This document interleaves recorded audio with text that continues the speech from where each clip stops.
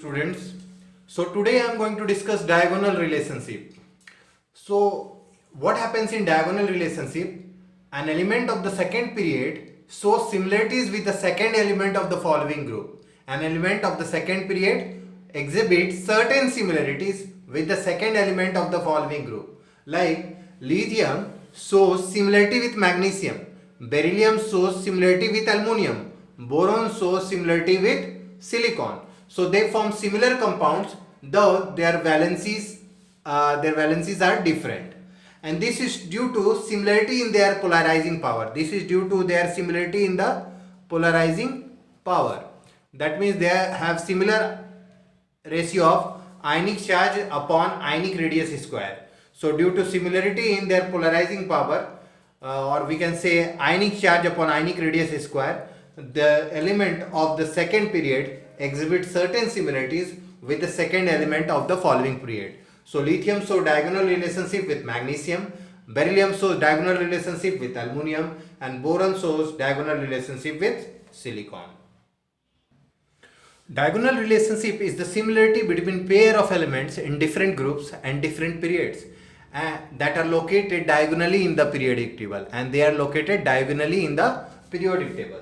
So if lithium is here, sodium is here, beryllium is here, and magnesium is here. If you plot a triangle here, you find that this forms the diagonal of the triangle. This forms the diagonal. That's why it is called diagonal relationship. That's why it is called diagonal relationship. So lithium shows diagonal relationship with magnesium. Lithium shows diagonal relationship with magnesium. Similarly, beryllium shows diagonal relationship with aluminum. Beryllium shows diagonal relationship with aluminum. So this is called diagonal relationship. This is called diagonal relationship.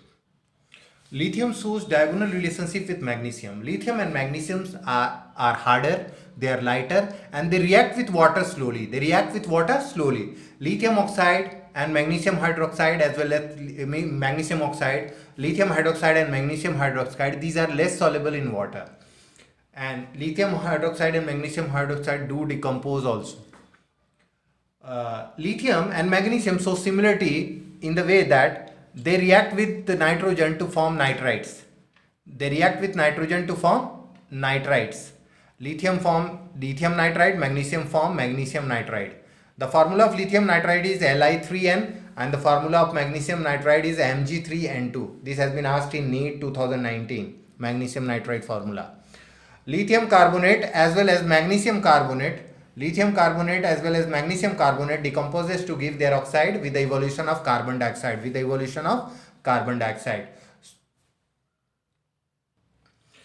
Lithium hydrogen carbonate and magnesium hydrogen carbonate cannot be isolated in solid state. Lithium chloride and magnesium chloride have appreciable covalent character. As you know, smaller the cation, more is its polarizing power, and according to Fajans rule, the smaller the cation, more is its polarizing power, more is its covalent character. Higher its covalent character, lesser will be its solubility in water. So both lithium chloride and magnesium chloride dissolve in ethanol, are soluble in ethanol. And lithium chloride and magnesium chlorides are deliquescent, means they absorb moisture. So they exist in the form of hydrated salt. Like lithium chloride form dihydrate, that means lithium chloride dihydrate, and magnesium chloride exists as octahydrate, so MgCl2 8H2O.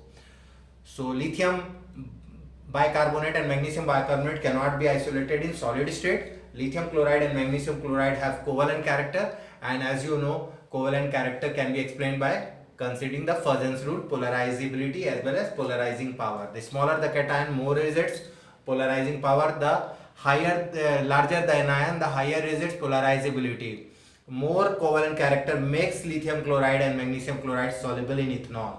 They are deliquescent, they absorb moisture from the atmosphere, and they exist in the form of hydrated salt.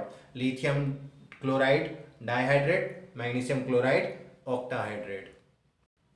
Now let's see the diagonal relationship between beryllium and aluminum. Beryllium forms covalent compounds. Even aluminum to a certain extent form covalent compound. Beryllium hydroxide and aluminum hydroxide both are amphoteric. Amphoteric substances are those substances which can dissolve or which can react with both acid as well as base. Beryllium and aluminum are not easily attacked by acid, because of the presence of oxide layer, The fluorocomplex is formed by beryllium as well as aluminum in solution. Other members of the group do not form the stable fluorocomplex. So beryllium form BeF42- and aluminum form AlF63-. In the fluorocomplex of beryllium, the coordination number is 4, whereas the fluorocomplex of aluminum, the coordination number is 6. So aluminum shows a coordination number of 6, that you have to remember. Beryllium oxide and alumina Al2O3 have high melting point, and they are insoluble solids.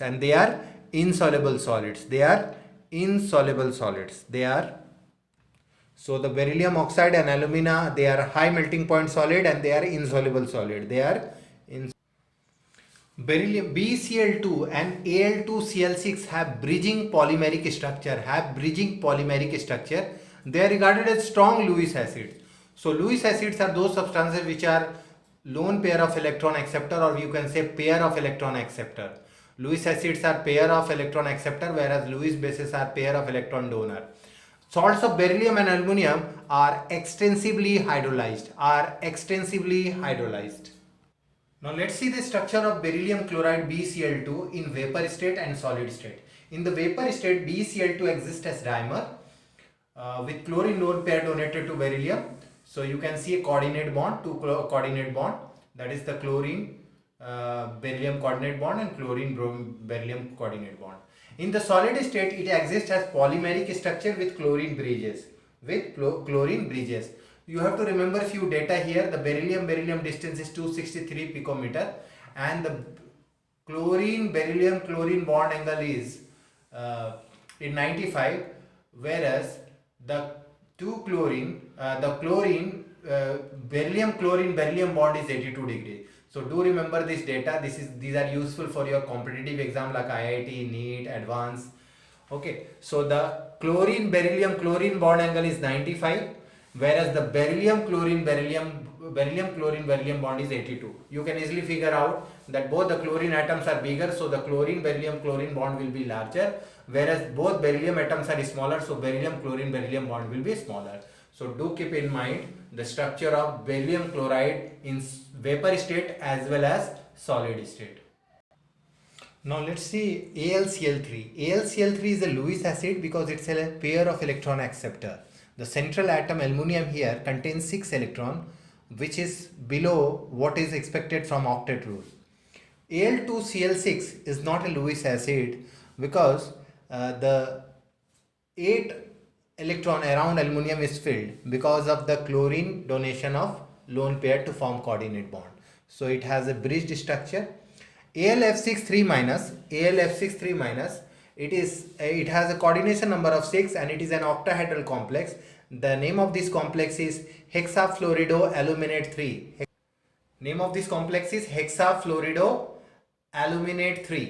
So this complex is octahedral with 6 fluoride ion acting as ligand, and here the central metal atom is aluminium 3+. Central metal ion is aluminium 3+. It is a coordination compound where the coordination number of aluminium is 6.